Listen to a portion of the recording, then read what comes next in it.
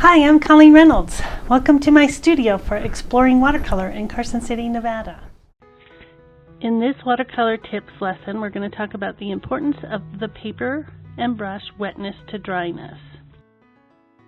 We're going to do a little exercise where we test dry paper, wet paper, and damp paper with a damp, wet, and dry brush.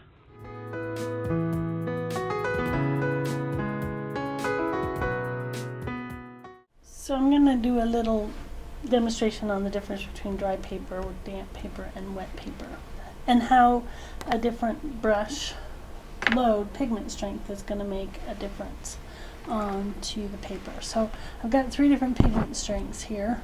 So I'll go ahead and start with I want to wet the paper, so I've got another brush here. I'm just going to make this surface, I want to get it wet now,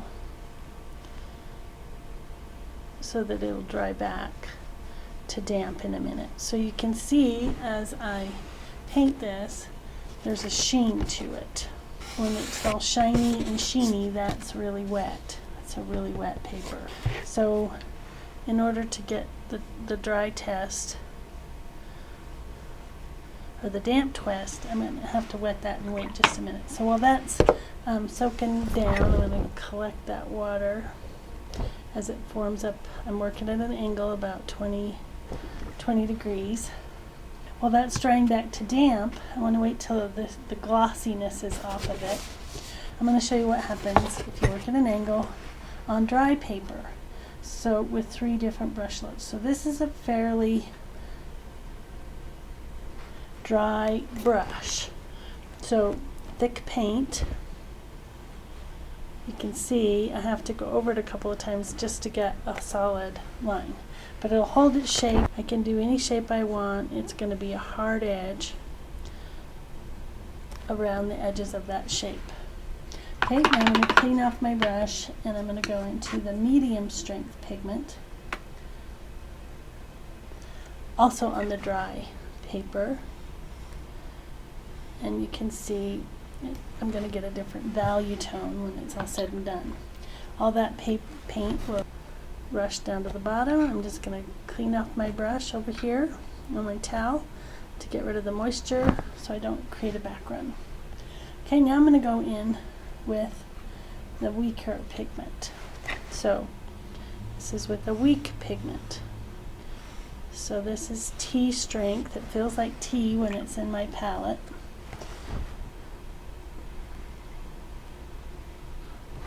And that's on dry paper. And this is fairly strong pigment. This is probably cream, this is probably milk, and this is probably tea strength. Okay, that's what it feels like on the palette. So now my paper has almost lost its sheen. There's a little bit of pooling going on over here. So let me go ahead and collect that pool of water, but the rest of it's pretty damp. So now I'm going to do the same shape with the very strong pigment. So this is a kind of a dry brush. So it'll diffuse, but it'll essentially hold its shape, at least with the stronger pigment. Now let's do the same thing with the medium strength pigment on a damp surface. And you can see it'll hold its shape, but not quite as well as when we have stronger pigment or a drier brush. And now I'm going to go in with the really weak pigment onto the damp paper.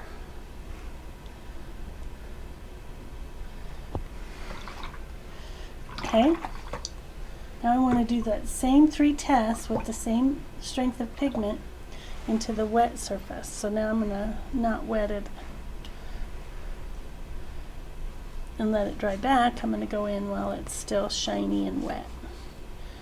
And I'm going to keep it the same angle with the same pigment strengths. Try not to let that drip down. So I'm just going to collect a little bit of this excess bead that's forming here with my other brush. Collect it with a thirsty brush. By thirsty, I mean I'm taking most of the water out, so it acts like a sponge. It's a lot more absorbent if it's just a little bit wet.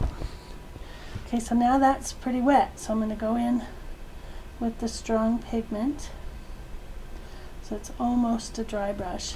Get most of the moisture out of the brush, but with strong pigment. And I'm going to make that shape with strong pigment, and we're going to see it still will hold its shape a little bit because the brush is fairly dry. Okay, now we're going to go in with the medium strength pigment, so a fairly wet brush.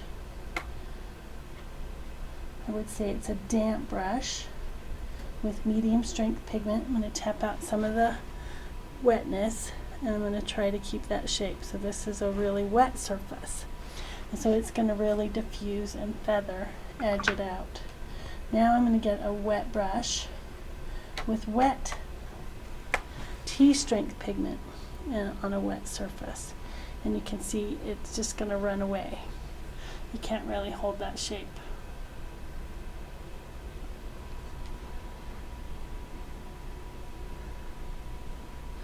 You still get a little bit of shape holding here. At the bottom edge it starts to run a little bit, but it's not going to run away like this one is because the surface is pretty dry. So when do we want to use those different effects? Composition, hopefully simple. Talking about how we're going to use these different effects to get a different feeling in our paintings. So what I'm going to do is I'm going to only wet above this horizon. The brush isn't extremely clean, but I'm going to wet the whole area. I'm going to wet it and be brave until I get around to the little sharp edges that I want to keep. I'm going to do my little cottage with slanty in walls. Okay, so that is a wet surface. So let that get down to the horizon. Let it flow down a little bit. And at a slant still. I want to have an even wetness. See, I've got a spot here of dry, so let me fix that. So I'll go ahead and collect the bead so that's not runaway wet. And now I'm going to take my, let's do our let's do our tea strength pigment. So we're going to have a fairly wet brush, and we're just going to put in some blues here and there, because we want nice, soft, fluffy clouds.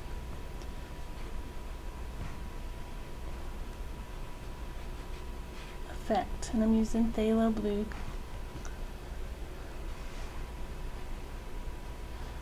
So if I want a real soft effect, I can go in with the weak and I will have virtually no edge. I'll go ahead and collect that water that's forming there, so I don't get a water burst. Now I'm going to take some slightly stronger pigment and hint at some distant trees back in there.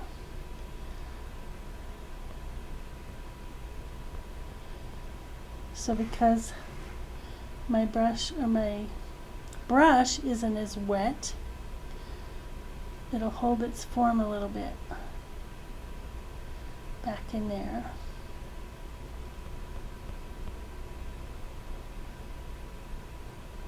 But they'll diffuse. I don't want to go completely all up and downy. Let's give some light gaps, but we just want to get the sense that there's distant hills back in there. Now I want to either go stronger with my pigment or take some water off my brush, otherwise I'll create what's called a back run. In fact, I'm going to force it to give it the sense of there being maybe some bushes in the front here. So if I go in now with more water on my brush, and I push it into there, it's going to push all that paint out of the way, especially if I'm nice and flat, and create a water burst.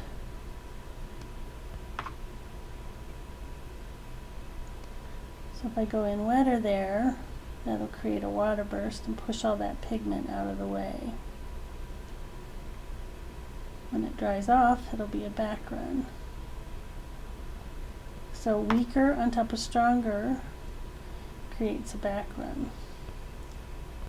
But now I have some trees back in there with nice soft transitions.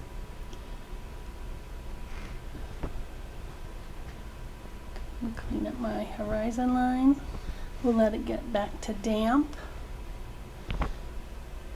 and then we'll go in and put in a little more distinct over the top of those really soft edges. So I just went in with tea strength up above and coffee strength for the trees in the background. They'll just diffuse out because of the wetness of the paper. I'm going to go ahead and dry this back. So now I want to do the shadow side of this little building here. So this side will be the darkest. The light will be coming from this side, and so a shadow will be cast back over there. And I want those edges to be pretty hard on the building itself. So I'm going to go in with my milky strength pigment. I'm going to really load up my brush, and I'm going to do my caress around the side, and I'm going to use this on a very dry surface. So that's the side of the house that's in shadow. I'm going to get most of the water out of my brush, most of the paint. I'm going to pull that bottom edge so it's nice and soft. I'm keeping it at an angle so that doesn't rush back in there, and I'm going to soften. I'm going to bounce into the start of the white and bounce into that just to kind of soften that edge, that shadow edge, as it goes off to the side there. And now the top of the house is also not as dark as over on the shadow side. Let me get some strong pigment there underneath the eave of the, just to buck it up. I get most of the water out, and I'll blend that down just to put a little shadow under the eave there. Alright, I'm going to wet this again. Behind here, I'm going to try not to touch the house, just because I want to put some more trees in the background, but I want them to be indistinct, so I'm going to let it dry back to damp. I'm going to go about to there, just above the tree line.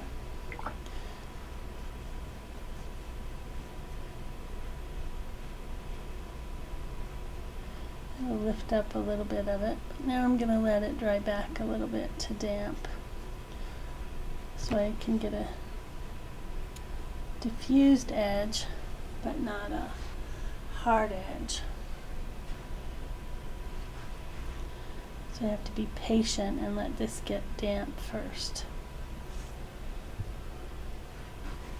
So in Nevada, takes about a half a minute to get back to damp. Where you live, it might take a lot less time. While I'm waiting, I'm going to go ahead and put in a little doorway.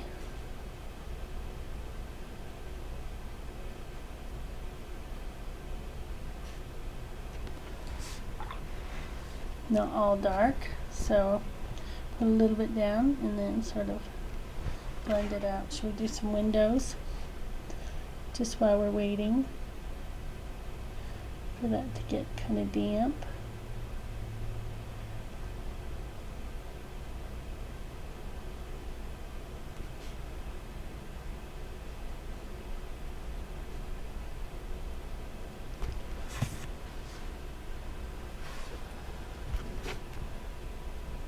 Bring this little eave down over onto this side. Put a shadow under this eave.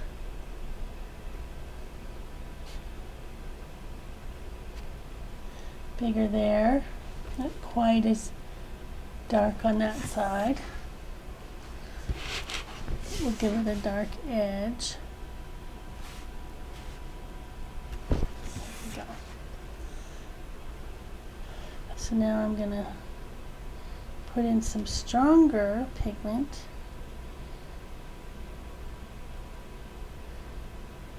Into the now damp surface, so it'll diffuse, but it won't be quite as lost. So it should be more of a soft edge feel. Call out the edge of the leave some light holes.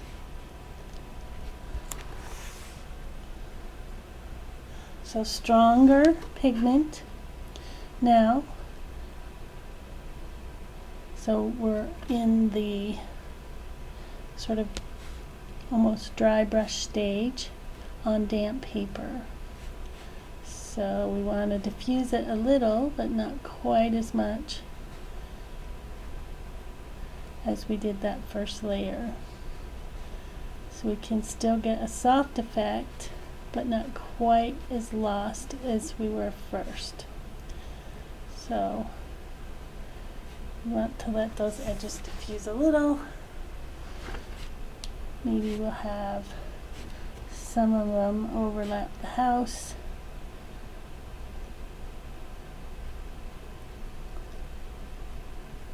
As well, go onto the dry paper. Get a branch that's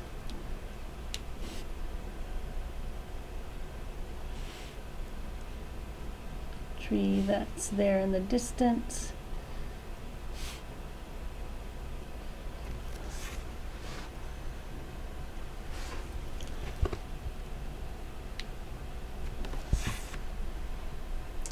Okay, I'm going to put a few more distinctions over here before it gets too dried out.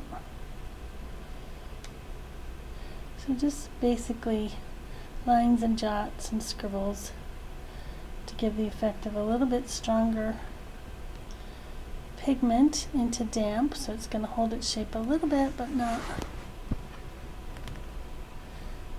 like it would on dry paper. Get some dimension in those trees out there. Some stronger pigment yet. Give myself a couple of little darks while it's still wet.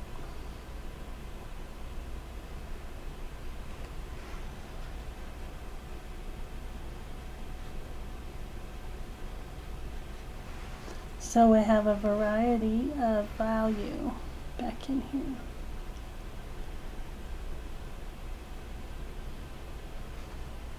Especially dark where the sun can't get underneath. So the light tops of the trees will be lighter. The sun's kind of shining through the trunks a little bit.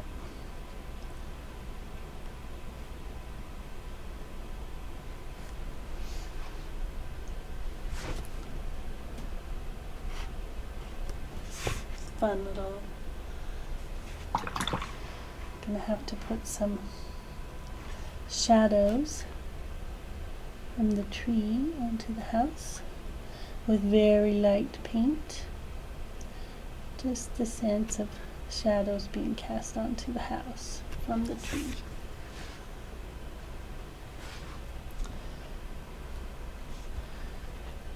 Maybe there's some light little bushes.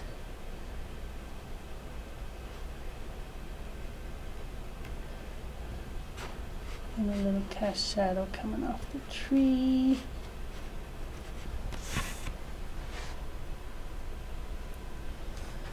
Gonna need some darks over in here, tree trunks.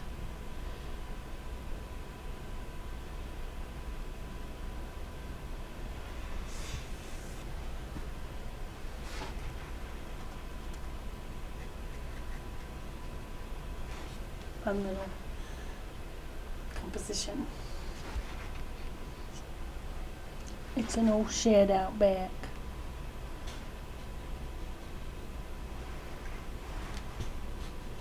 So shadows are darker next to the objects